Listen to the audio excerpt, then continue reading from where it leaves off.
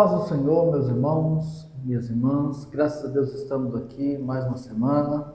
Dessa vez nós vamos falar sobre a lição de número 6. Lição essa que vai ser lecionada no dia 8 de fevereiro de 2026. O título da nossa lição é O Filho como o Verbo de Deus. Para comentar, está aqui o presbítero Alexandre e o presbítero irmão Wagner. Amém, irmão. Deus abençoe os irmãos, a paz do Senhor os irmãos. Iniciaremos com oração, irmão Alexandre? Isso aí, vamos orar. Oremos. Senhor Jesus, te damos graça por estarmos aqui na tua presença. Sim, meu Deus. Pedimos que o Senhor venha nos abençoar, nos ajudar, nos orientar nesta aula, Pai. Nos dê uma direção. Isso. Nós precisamos da tua graça, Pai Santo, em nome de Jesus. Amém. Graças a Deus. Bom, Wagner, faz a leitura para a gente do textuário da verdade prática. Sim, irmãos, a nossa leitura do texto áureo está registrada em João 1,14, que diz assim: E o Verbo se fez carne e habitou entre nós, e vimos a sua glória como a glória unigênita do Pai, cheio de graça e de verdade. E a verdade prática nos diz assim: Jesus Cristo, o Verbo eterno, é a revelação plena e visível de Deus ao mundo, manifestando graça, verdade e a glória do Pai. Perfeito. A nossa leitura bíblica em classe essa semana, irmão, se encontra no Evangelho de João, capítulo 1, versículos 1 ao 5 e o versículo 14. Eu quero também destacar aqui no plano de aula os objetivos, que diz o seguinte. Primeiro, explicar a pré-existência e a divindade do Verbo. 2. Mostrar a atuação do Verbo na criação e como fonte de vida e luz. 3. Ressaltar que o Verbo encarnado é a plena revelação do Pai. Eu queria destacar também aqui no plano de aula uma dinâmica que o comentarista coloca aqui, que é essa questão de mostrar Jesus como eterno, como criador e como revelador. Então ele pede para que a gente leve para a classe 3 folhas, né? A gente pode escrever, mas aqui basicamente 3 folhas, escritas essas palavras, então provavelmente numa letra maior, eterno, criador e revelador, e pedir para 3 alunos segurarem, né? A gente pode, e nessa daqui a gente vai conversar, vai falar um pouquinho, mas pedir para os alunos ficarem em pé e se direcionando até essas pessoas, de forma que a gente vá sempre buscando a Cristo e entendendo destacando Jesus como eterno, como criador e como revelador. Aí ele fala aqui, olha, leia, né, João 1 ao 18, Isso. E a cada título peça que o aluno que segura dê um passo à frente. Então tem lá, ter lá 3 alunos, quando um disser, olha, aí falou, revelou, um passo, o outro, eterno. E assim, é uma dinâmica para mostrar um pouquinho para os alunos como que o Evangelho de João vai tratar e revela ou expressa essas palavras aqui, tá certo? Aqui uma dica, os irmãos não precisam fazer, mais um comentário, mas eu achei interessante pelo menos levar essas 3 frases, essas 3 palavras aqui, porque isso faz com que os irmãos se frisem melhor. Fixa, né, irmão? Fixa, exatamente. Fixa, né? Irmão Wagner, eu vou pedir também para o irmão fazer uma breve comentário de introdução. Sim, irmãos, a nossa introdução, ela vai dar aqui caminhos aonde você poderá trabalhar. Então vejamos o seguinte, o que o apóstolo João faz? O apóstolo João afirma que ele viu, tá? Ninguém contou para ele, tá, irmão Alexandre? Ele viu a glória de Deus unigênito, cheio ou acompanhado, aqui ele viu a glória de Deus, ele viu o Filho, mas acompanhado com o que, irmão Alexandre? Acompanhado com graça e também de verdade. Então veremos o que nessa lição? Olha que interessante. A revelação que marca o clímax da encarnação do Verbo. Eu sei que terá alunos que entrarão por um caminho que chama, Wagner, e existe reencarnação? Não. Aqui não tem nada a ver com reencarnação, é encarnação. nós vamos falar o que significa encarnar dentro da lição. Certo, irmão Alexandre? Exatamente. Então aqui fica centralizado na palavra encarnação. Entrando no primeiro ponto aqui, nós temos o verbo como Deus eterno. Então nós temos o item 1, o verbo pré-existente. 2, o verbo como pessoa distinta. E 3, o verbo da mesma essência que o Pai. Isso. Na aula passada, eu fiz aqui já um breve comentário de Jesus e de como se enxergar a existência de Jesus, e separei essa existência em 3 períodos. Jesus antes de vir à Terra, antes de ser gerado no ventre de Maria. Jesus tendo o seu estado como homem, como ser humano, e Jesus pós-ressurreição. Então, nessa lição, nós vamos estar mostrando que Jesus não começou a existir quando ele nasceu ou foi gerado no ventre de Maria. Jesus já existia antes, porque o verbo é pré-existente. O verbo sempre existiu. Sim. João 1:1, ele estava com Deus e ele era Deus. E nada do que foi feito se fez sem ele. Exato. Então isso aqui mostra que Jesus era Deus. E mais um ponto é a eternidade. Então aqui, eu vou ler esse pedacinho mais para a gente não ficar só em palavras. Diz assim, o prólogo de João, 18 versículos iniciais. Aqui, os irmãos devem ter lido talvez algum livro, alguma coisa, mas acho que vale a pena explicar. O Evangelho de João tem esses primeiros 18 versículos que, na visão de comentaristas, dos estudiosos, ele não é propriamente o que o João quer escrever. Mas ele está dizendo o seguinte, antes de João começar a escrever sobre a história de Jesus, ele dá uma introdução de quem é Jesus. Ele faz um prólogo, é um início, é um começo de como falar, do que explicar. Olha, dessa pessoa que eu vou falar aqui, eu tenho que falar esse negocinho antes aqui, eu tenho que explicar isso para ele antes. E é justamente nesse prólogo que mostra Jesus como Deus. Como a verdade, né? Absoluta, o verbo pré-existente. Aí é chamado o hino logos. Na abertura, no princípio, era o verbo. E aí, no princípio, também remete lá, aquele no princípio, lá no Éden, não. Na Gênesis criação, 1. né? Gênesis 1:1. No princípio criou Deus os céus e a terra. Então, aquele Deus que criou os céus e a terra, ele engloba o Pai, o Filho e o Espírito Santo. Mais para frente, nós temos o seguinte, a expressão verbo, ou grego logos, designa Deus, referindo-se à divindade do Filho. Aqui é um ponto importante. Enquanto os gregos pensavam em um princípio impessoal e os gnósticos num ser intermediário, João apresenta o Logos como o próprio Deus eterno, Jesus Cristo, o Filho unigênito do Pai. Por que eu quero destacar esses itens aqui, irmãos?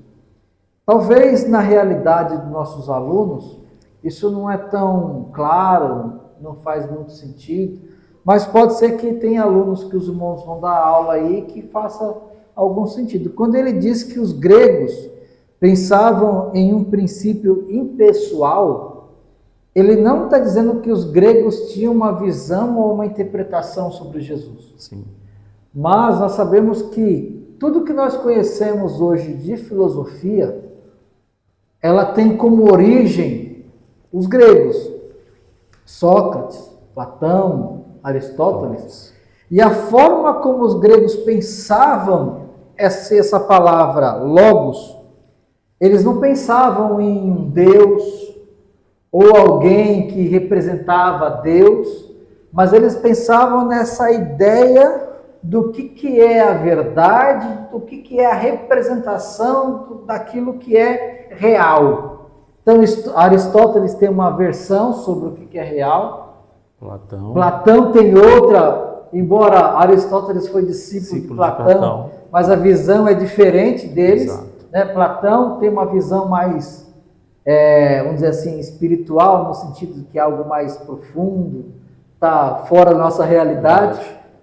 Aristóteles já traz algo mais realidade, mais prático, mais tangível. Mais tangível. Mas eles viviam nessa questão das ideias. Era esse o mundo. Então, quando um grego vai falar sobre o Logos, ele está pensando nessa questão do mundo. Os gnósticos, que é o que nós vemos falando aí de vez em quando em alguma lição, que é o gnosticismo, então eles viam Jesus como um ser impessoal, ou seja, ele ser carne não é possível, que essa carne é má, essa carne é ruim, então não serve. Mas João vai apresentar, olha, o verbo encarnado, que nós falamos que é carne e osso aqui, por isso que o prólogo, né? Ele não é só carne e osso, ele é o Deus verdadeiro, Criador. Então, o verbo é pré-existente. Então, ele faz questão de mostrar, olha, vou falar de alguém que ele não passa a existir quando ele nasce nesse mundo, mas ele já existe antes. Ele é a luz do mundo e assim por diante. Exatamente. E aí, irmão Wagner, continua, pode E isso que o irmão falou é interessante, no mesmo ponto de número 1, depois nós vamos passar pelo ponto de número 2. No finalzinho do ponto de número 1, o comentarista colocou o seguinte: Jesus não começou a existir em Belém. E de fato não. O Alexandre disse que desde a eternidade ele já existe, e realmente é, irmão, não há dúvida sobre isso. Pois ele é eterno, coexiste com o Pai desde o princípio. Então, Jesus não começou a existir em Belém. E tampouco o seu governo sobre Belém também não começou a existir quando ele nasceu. Miqueias, capítulo de número 5, guarda esse versículo. Miqueias, capítulo de número 5, versículo de número 2, já fala a respeito deste governo sobre Belém, Belém Efrata, desde os dias da eternidade. Então, desde o princípio, irmão Alexandre, olha, Deus é maravilhoso demais. Ele está dando uma bofeteada em nós aqui, meu irmão.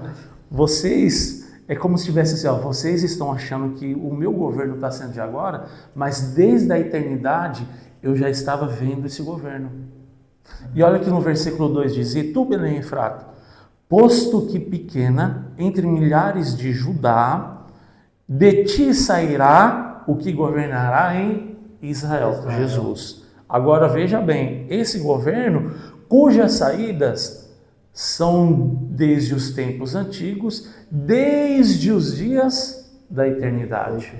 Então, sobre o governo de Cristo a respeito de Jerusalém e também sobre nossas vidas, está desde a eternidade, irmão. Não é de agora, não é novo esse assunto.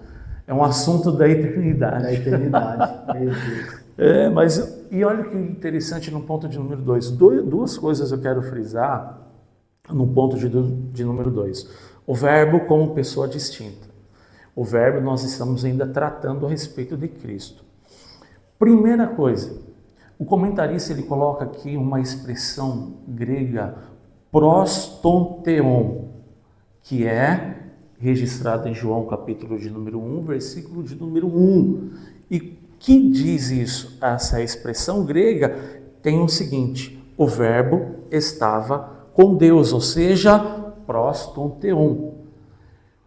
O que significa isso? Sendo que o verbo, irmão Alexandre, estava com Deus, ele estava parado, estava inerte, estava oculto, estava fazendo o quê?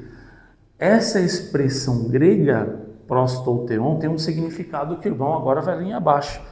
E olha qual que era: se comunicava face a face, ou seja, tem relacionamento, tem comunicação, tem conversa, tem diálogo, tem planejamento, alguma coisa desde a eternidade eles já viam. Então o que acontece? O verbo como pessoa distinta, na eternidade, já tem um relacionamento com o Pai. Só que veja bem, mesmo tendo relacionamento com o Pai, o escritor ainda coloca o seguinte aqui, irmão Alexandre: indica uma distinção de pessoa dentro da unidade. Essa distinção não é posição. Essa distinção não é posição. Pode surgir uma pergunta, mas espera aí. Se é uma distinção, quer dizer que Deus é maior que o Filho é menor que o Pai? Não, não, não. Distinção em termos de quê, irmão? De serviço. Eles são iguais, são distintos em serviço.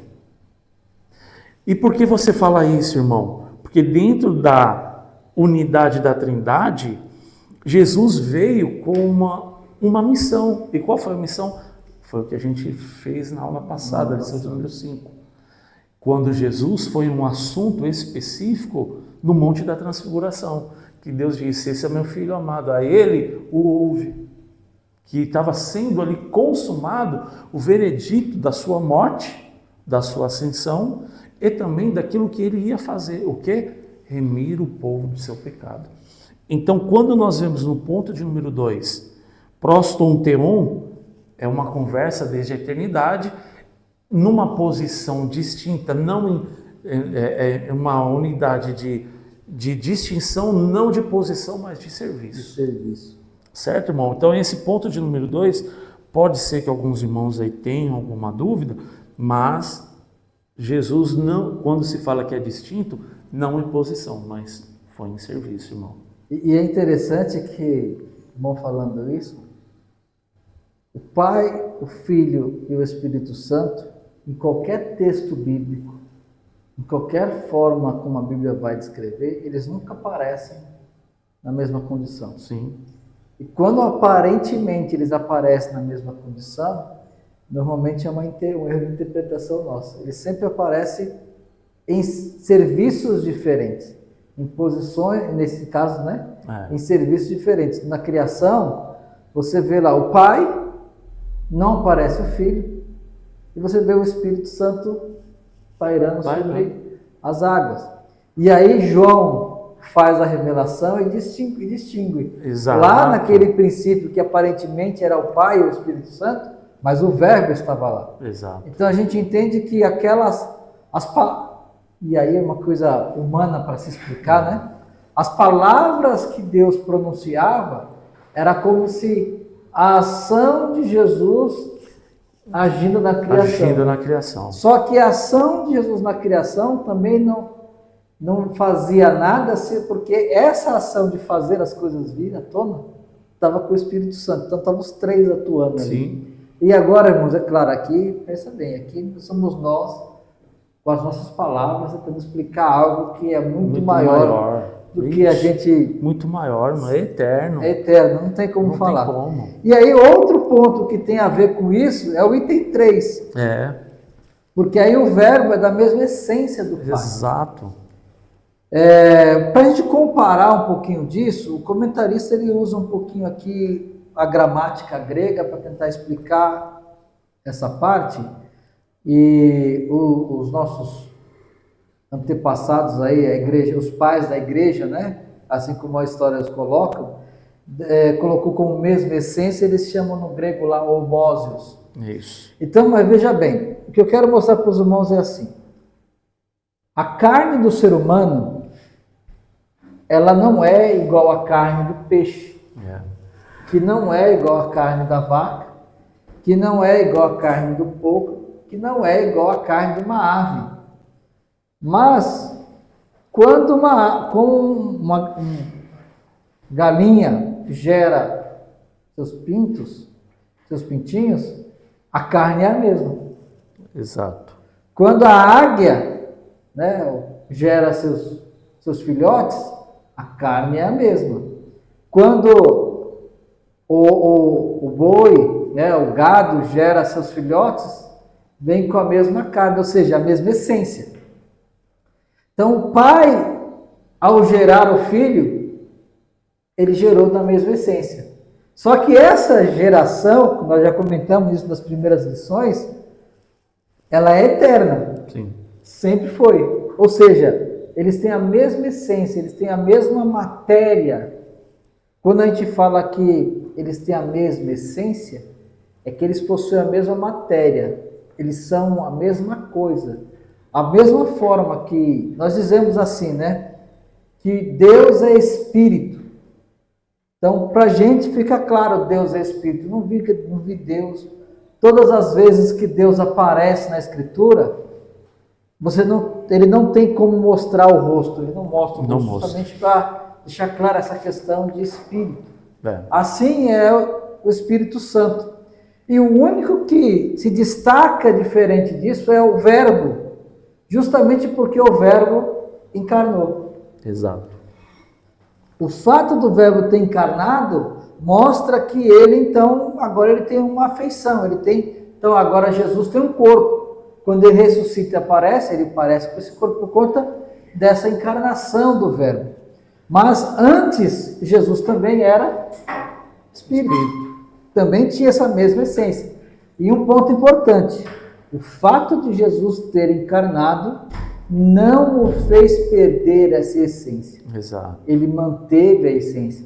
Mesmo tendo um corpo, mesmo agora tendo um corpo e nós vamos ser semelhantes a ele, nós seremos semelhantes a ele no sentido de ter um corpo espiritual. Mas nunca seremos semelhantes a ele porque ele é da mesma essência do Pai. Exato. Então isso tem que estar muito claro. O comentarista, quando ele escreve isso aqui, ele vai mostrar isso um pouquinho, até para nos defender em relação a alguns falsos ensinos, ele usa o grego, porque ele vai dizer que o Verbo era Deus e o Verbo estava com Deus, mas Deus aqui não tem artigo. De uma forma geral, no grego, quando um substantivo vem sem artigo, isso indica que ele é indefinido. Mas tem uma coisa no grego que tem, o grego e o português não tem, é que o substantivo também é conjugado, né? Quando você conjuga o substantivo, você não precisa mais do artigo, porque está conjugado. E theos lá, quem conhece um pouquinho, vocês vão buscar uma pesquisa, vocês vão ver que o theos lá vai estar conjugado, então não precisa do artigo. Ou seja, essa interpretação que Jesus é um Deus, não é um Deus qualquer, um outro Deus, não o Deus Todo-Poderoso, não é uma interpretação correta do texto bíblico. Exato. Irmão Wagner, eu sei que eu não tenho um pouquinho mais de conhecimento de grego, não sei se o irmão quer acrescentar alguma coisa aqui. Não, aqui está suficiente então para a gente compreender aí os irmãos. Né? Vamos seguindo? Sim. No ponto 2, nós temos aqui o verbo como criador. Aí nós temos o item 1, o agente da criação, a fonte da vida e a luz dos homens. E aí eu queria que o irmão já começasse aqui no item 1. Sim, o irmão Alexandre ele frisou algo interessante. No Antigo Testamento, quem mais aparece em Gênesis 1? Deus e o Espírito Santo. Certo, irmão Alexandre? Deus anunciando em Gênesis capítulo 1, versículo 1, no princípio criou Deus os céus e a terra. Então observe que já está narrando que no princípio quem criou Deus? O céu e a terra. Porém, versículo 2 já tem a aparição do Espírito, certo, irmão Alexandre? Algumas, assim, só intensificando aqui, algumas religiões não creem que aquele Espírito é o Espírito Santo. Algumas traduções traz como sopro, mas não é sopro e nem vento. Aquilo ali é a ação do Espírito de Deus, Espírito Santo. Porém, o que acontece? Olha só, agora João, ele recebe essa revelação, irmão Alexandre, que na criação, quem estava junto com Deus e com a ação imediata do Espírito Santo, quem? Cristo. Porque quando se fala a palavra bara, ou bereshit bara Elohim, que no princípio criou Deus o céu e a terra, o termo reservado à atividade criatura de Deus, à obra, criadora de Deus, afirma que o universo foi criado por Deus a partir do nada e do latim ex nihilo. Agora, da doutrina de Deus como Criador possui fundamentos tanto no Antigo Testamento quanto no Novo Testamento. Nesse sentido, João apresenta Jesus também como Criador. De que forma? Olha lá, irmão Alexandre. todas as coisas foram feitas por Ele, e sem Ele nada do que se foi feito se fez. Ou seja, foi revelado, está sendo revelada essa obra, o princípio da criação estava em Cristo. No Antigo Testamento nós não vemos, mas quando é que utilizar o hebraico para os irmãos, olha, irmão, mas aqui Elohim que significa, ou tem mais de que um Deus, tem Elohim, então Rim significa mais Deus. Então ali mostra também que na ação da criação Cristo também estava. Assim também quando, né, irmão, façamos o homem conforme a nossa imagem e semelhança. Mas não é um princípio da criação, irmão? O homem não foi o princípio da criação de Deus? Façamos o homem.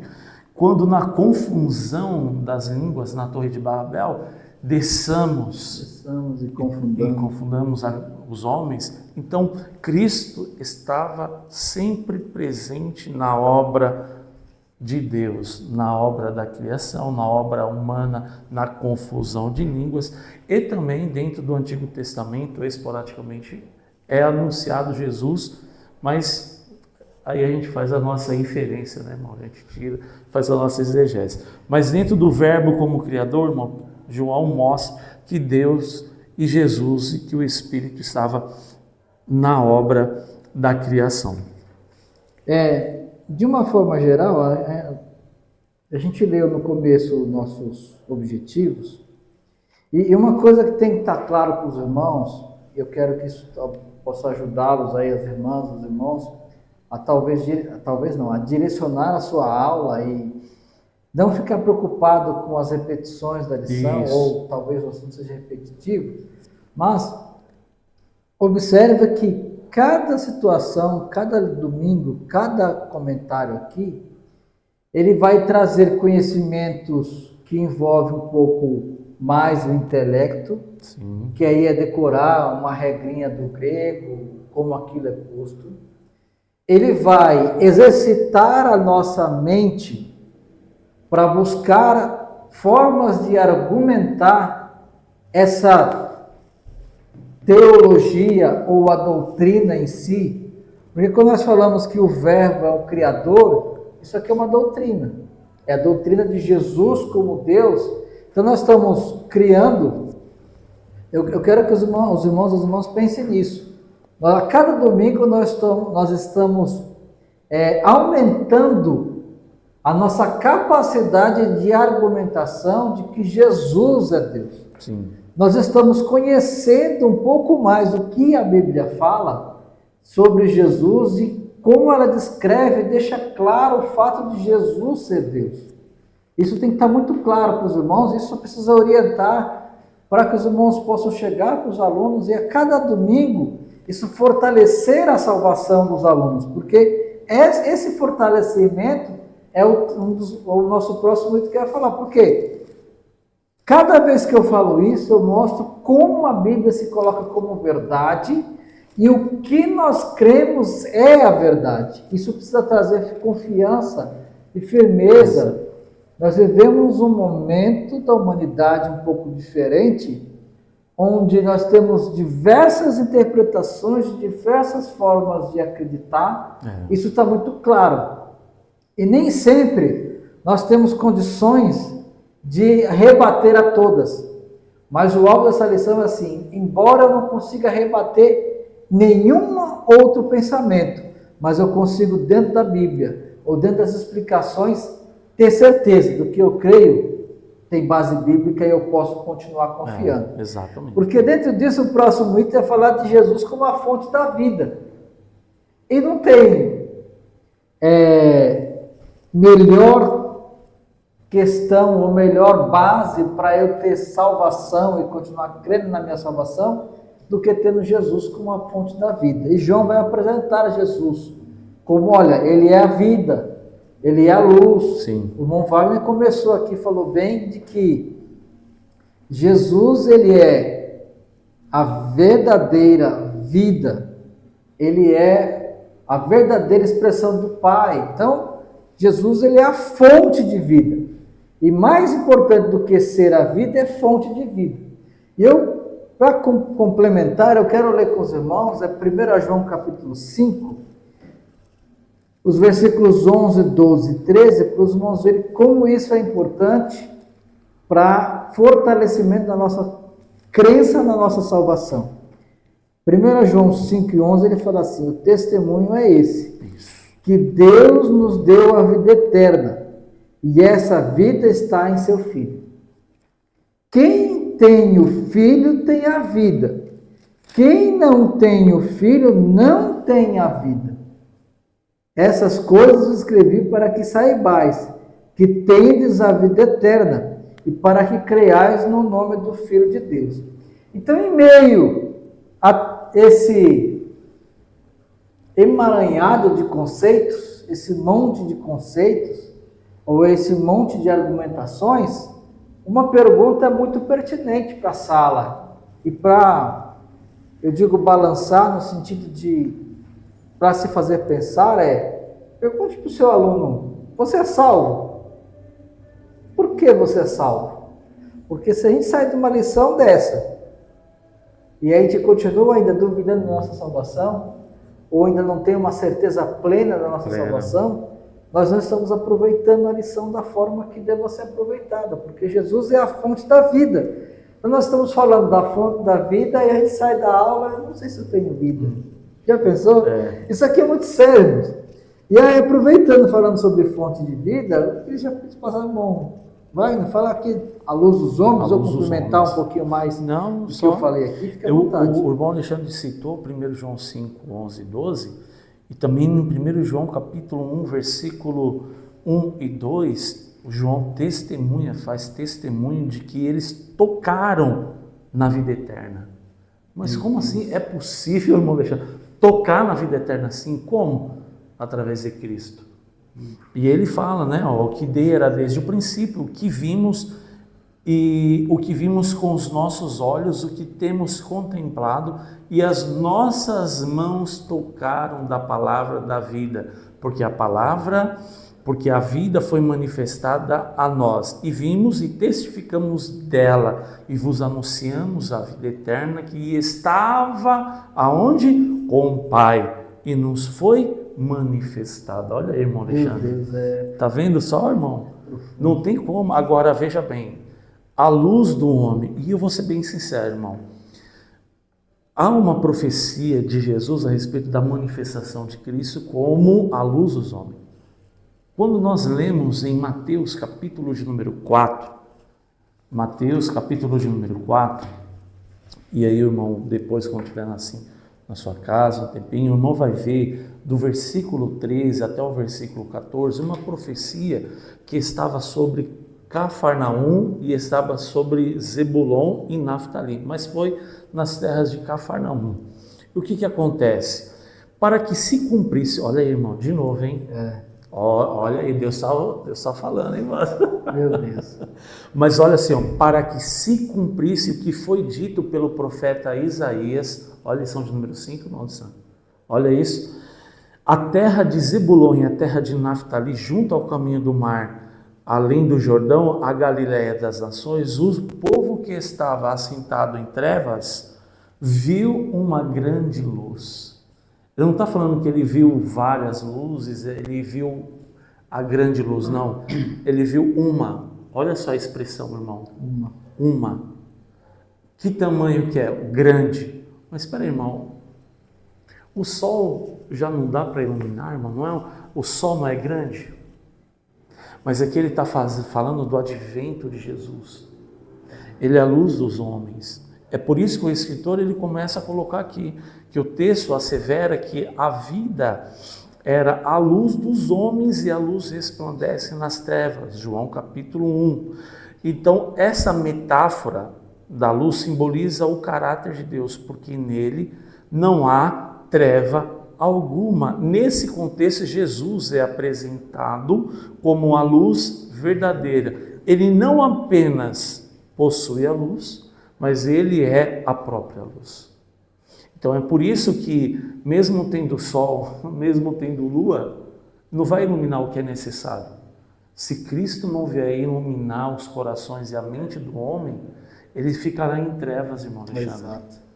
Então, a manifestação, olha, irmão, isso é maravilhoso. A manifestação da vida vem acompanhado com a manifestação da luz. Não tem como desassociar, irmão Alexandre. O homem que está, e olha só, o irmão Alexandre falou de vida, né? E olha que interessante no texto que lemos. O povo que estava assentados numa região de morte. A luz raiou, trouxe vida e iluminou a pessoa que estava morta.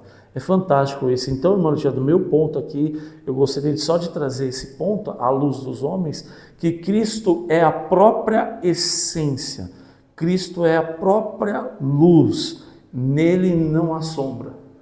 Nele não há dúvida. Cristo, ele tanto dá vida como ilumina a mente e os corações dos homens para enxergar a necessidade de estar mais próximo a dele. Irmãos, eu vou aproveitar um pouquinho isso e mostrar uma realidade que todo mundo enxerga, todo mundo vê isso. De alguma forma, não posso dizer se tem a ver com a história, mas a gente tem uma questão espiritual e maligna em cima disso. Qualquer outra religião pode-se notar que é sempre tratado como uma cultura. Sim.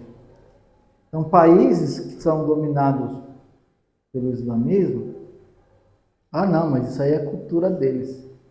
Tem, às vezes, até países com comportamentos e costumes que são desumanos, mas as pessoas dizem, é cultura deles. Exato. Mas o Evangelho, parece que aonde se prega o Evangelho, onde se coloca, é um problema sério. Parece que é o Evangelho que traz o problema. Mas na verdade não é que o Evangelho traz o problema. É que quando tem as trevas e a luz vem e brilha, ofusca. Então só tem duas alternativas. E João deixa isso muito claro.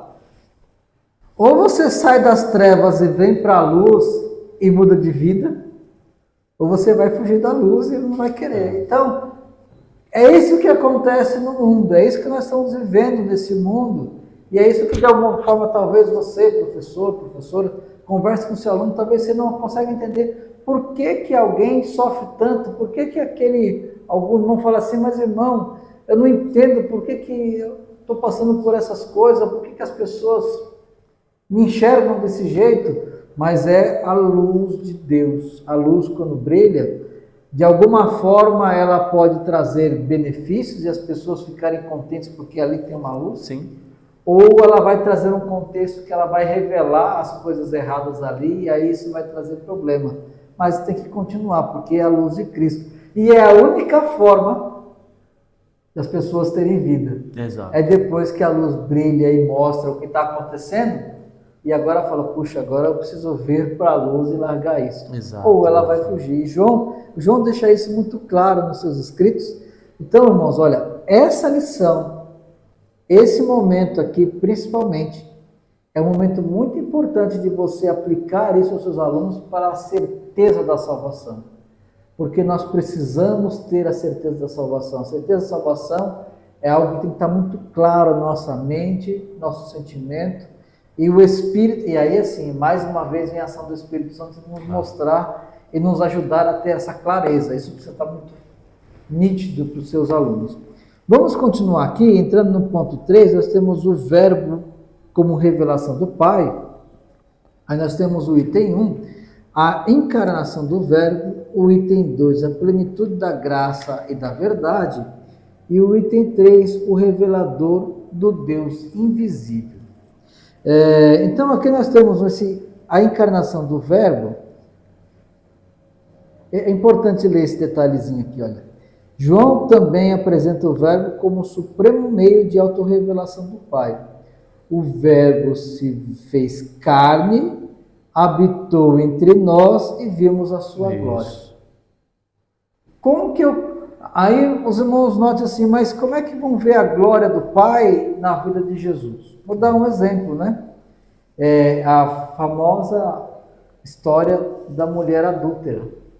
Porque aquela mulher adúltera, aí tem tudo a ver com o que a gente acabou de falar, né? Exato. Olha, Meu não Deus. tinha nem percebido isso, mas Rapaz. olha como Deus é bom. Aí, ó. Olha só, Jesus estava lá, a luz, a vida, estava ali. E trouxeram a mulher que estava todo mundo no meio das trevas. Exato. E dentro das trevas, o caminho era, vamos matar essa mulher, porque inclusive a lei de Moisés diz isso. Exatamente. Mas quem está em trevas não consegue enxergar direito, a gente sempre toca no assunto. Se ela foi pega em adultério, por que não trouxeram o homem? Trouxe o homem. E aí? Tinha que ter trazido os dois. A luz da palavra de Deus do Antigo Testamento, eram os dois que tinham que ter vindo, mas estavam em trevas. Exato. O alvo não era corrigir a mulher ou aplicar a Bíblia. O alvo era pegar Jesus. E quando trouxeram a mulher para Jesus, vamos, olha, cadê o verbo encarnado? Então vamos ver como é que Deus resolveria esse assunto. Porque, teoricamente, o Deus do Antigo Testamento resolveria o assunto atirando a pedra. A pedra. Né? Aplicar a lei de Moisés, que, consequentemente, é a lei que foi dada por Deus. Mas é quando apresentaram a causa, a luz raiou. E quando a luz brilhou, foi quem não tiver pecado que atira a primeira pedra. Exato. Imagina aquela luz brilhando na cabeça em de todo mundo. Meu mancha. Deus. E aí Rapaz. começou os mais velhos, os mais novos, largar a pedra e ir embora. E a luz brilhou, trouxe vida para a mulher. Mulher, cadê esses acusadores? Não tem ninguém não, eu também não te acuso. Está perdoado, só vai e não peques mais. Ou seja, a glória do Pai se manifesta. Então as pessoas passaram a ver em Jesus o exemplo do perdão, aquele que vai ter uma solução para a vida, aquele que vai refletir o que eu preciso para mudar a minha vida, a minha história. Então era a glória do Pai se manifestando, porque o versículo que você leu, né? Tocamos a palavra da vida. Tocamos a palavra da vida. É o verbo encarnado. E aí tem alguns versículos que vai trazer essa experiência, vai falar um pouquinho mais. Tem a parte, Hebreus fala um pouquinho de que ele tabernaculou conosco, ou seja, ele assumiu essa carne. E nessa carne ele se mostrou, era o Emanuel, o Deus conosco, Deus vivendo entre nós, a ponto de Filipe falar: Senhor, está tranquilo, o Senhor vai embora, nós vamos ficar aqui, eu só preciso de uma coisa, mostra-nos o Pai. Aí Jesus teve que falar: mas rapaz, isso aqui é a pergunta do que eu tinha falado, né? Você anda comigo há todo o tempo, você já não percebeu isso não? Quem vê a mim, vê o Pai. O que Jesus está querendo dizer é, o que eu faço é o que o Pai faria. As obras que eu faço, eu não estou fazendo nada de mim mesmo, são as obras do Pai. É o que Deus faria. Então é a glória de Deus. A glória do Pai foi manifestada entre nós. Meu Deus, é muito forte, irmão. Ele finaliza falando assim: ele revela a união hipostática das duas naturezas do Filho, divina e humana. Ele é o Emanuel, o Deus conosco, a plena revelação do Pai. Como eu vou explicar divina e humana numa pessoa? Não sei, mas foi assim que Deus se manifestou através de Jesus entre nós. Irmão Wagner, pode complementar aqui e continuar? Não, o que o irmão falou sobre a encarnação está perfeito, irmão. Agora, no ponto de número 2, ele tabernaculou, mas ele trouxe consigo duas coisas importantes: graça e verdade. Graça e verdade. Ou seja, a despensa está cheia. Meu Deus do céu. A casa está lotada, irmão. Então, o que acontece? Olha só, João testemunha, é uma testemunha ocular da encarnação do Verbo, da glória do unigênito do Pai. A palavra glória, né, doxa, ele também tem um conceito do Antigo Testamento, Shekinah, certo? Que aparece a presença gloriosa de Deus entre o povo. Porém, enquanto a glória da antiga aliança, olha só, irmão, se manifestava parcialmente. Por que manifestava parcialmente? Nem todos que estavam ali em Israel, eles eram permitidos de se aproximar no templo. ou também ali no tabernáculo de Moisés. Nem todos tinham o acesso de entrar até mesmo no pátio. Eles entregavam o seu sacrifício ali na porta do átrio. E depois o sacerdote pegava e encaminhava a oferta do culpado para dentro, para o átrio. E aí fazia a oblação de ofertas. E o que acontece? O ofertante não tinha certeza, irmão, se realmente Deus aceitaria aquela oferta. Porque qual era o conceito, irmão? Olha só, olha o conceito da graça de Deus para o homem. Eu preciso levar um animal limpo, puro. Porque se eu não levar, eu vou ser punido. Mas mesmo entregando, ele falava, será que Deus vai aceitar? Será que o sacerdote vai fazer o sacrifício correto? Será que ele vai fazer certinho? Será que ele vai pegar, degolar? Só que com Cristo já não. Com Cristo não é parcial. Em Cristo ele mostra toda a sua plenitude. O irmão Alexandre falou uma coisa aqui excepcional. Aquela mulher no Antigo Testamento, ela chegaria até o tabernáculo? Teria a oportunidade de chegar até o tabernáculo, irmão? Não. Nunca. Irmão Alexandre, nunca ela conseguiria chegar ao tabernáculo. Ela foi pega no ato. A graça para aquela mulher, se fosse no tempo de Moisés, não haveria. O que haveria era pedra, irmão Alexandre. Eles já vieram com a lei de Moisés. Na lei de Moisés está escrito, pode apedrejar. Para ela não tinha sacrifício. E aí, meu irmão? Punição. Morte. É morte, irmão. Aniquilação. Só que quando tem um tabernáculo diferente, cheio de graça e de verdade, tudo que está de ruim chegando na presença dele, ele fala, está perdoado, mas não peque mais. Receba a graça. Só que ele dá graça e ele fala a verdade, irmão Alexandre. Ele mostra a verdade, ele encaminha. Então, essa plenitude da graça de Deus, hoje, meu irmão, não precisa de sacrifício, porque ele já se entregou uma vez por todas. Agora, no Antigo Testamento, olha só, irmão, vou encerrar com isso daqui. No Antigo Testamento, uma mulher encurvada não podia chegar nem perto do templo. Defeituosa, o quê? Não chega, não pode chegar. Seu limite é aqui. Só que na presença de Jesus, Jesus fala, pode vir até mim, até aqui na minha frente. Eu quero você na minha frente. O homem da mão ressecada. Mas pode um defeituoso oferecer alguma coisa? Não, você não. Mas Jesus diz, vem aqui para o meio. Só quero que você venha para cá.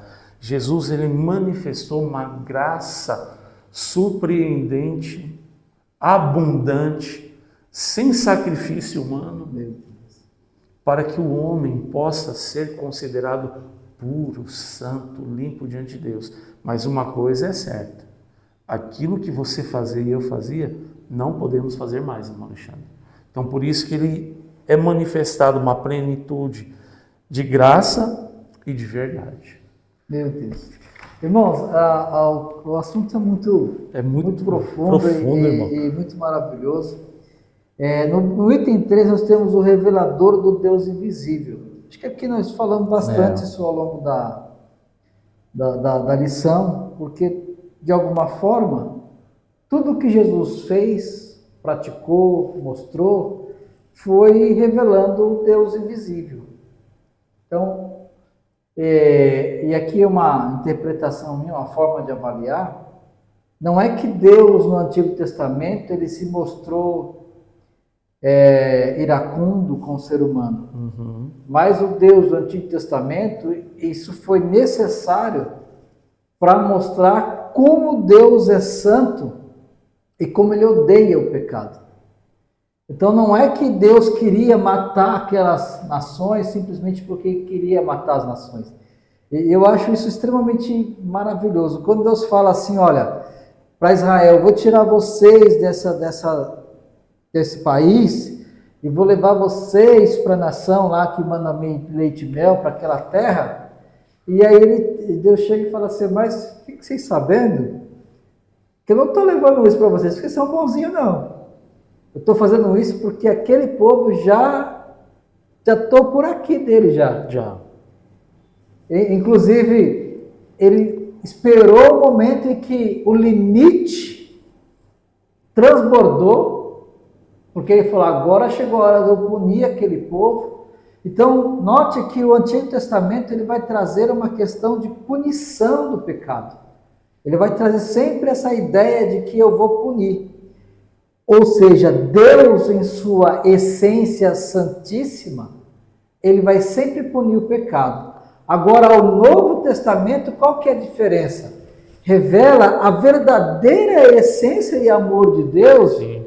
não simplesmente em trazer o pecador para si, mas trazer esse pecador purificado e sem pecado. Ou seja, através de Jesus, o seu único filho, do seu unigênito, ele deu a nós essa condição de sermos transformados e mudados e limpos para viver uma plena comunhão com Ele. Sim. É esse o contexto e é essa maravilha que Deus criou, a graça que o irmão acabou de manifestar. Ou seja, no entanto, o Verbo revelou de forma plena e perfeita. A expressão Deus unigênito, monogenes theos, significa literalmente o Deus único gerado. Refere-se a Cristo, o Filho da mesma substância, homousios do Pai. Essa declaração reafirma a eternidade e a plena divindade do Filho. Cristo é a autorrevelação completa do Pai. Quem vê a mim, vê o Pai. Então agora, não podemos mais ou não temos mais que olhar o Pai como o iracundo, aquele que pune, mas temos que olhar o Pai, aquele que rime, que traz a remissão dos pecados, tudo através de Jesus. Aproveite essa lição, irmãos, para que os seus alunos saiam da sala crendo mais e mais na salvação da sua alma. Irmão Wagner, mais algum ponto a acrescentar? Não, meu aqui, irmão, foi Wagner? muito bom. Espero que os irmãos, na aula dos irmãos, demos um caminho. E eu sei que os irmãos aí têm também a capacidade de procurar mais, né, irmão? E ter mais informações para poder passar a sua classe, irmão. Isso aí. Meus irmãos, que Deus abençoe e Deus fique com abençoe, Deus. irmão. Amém.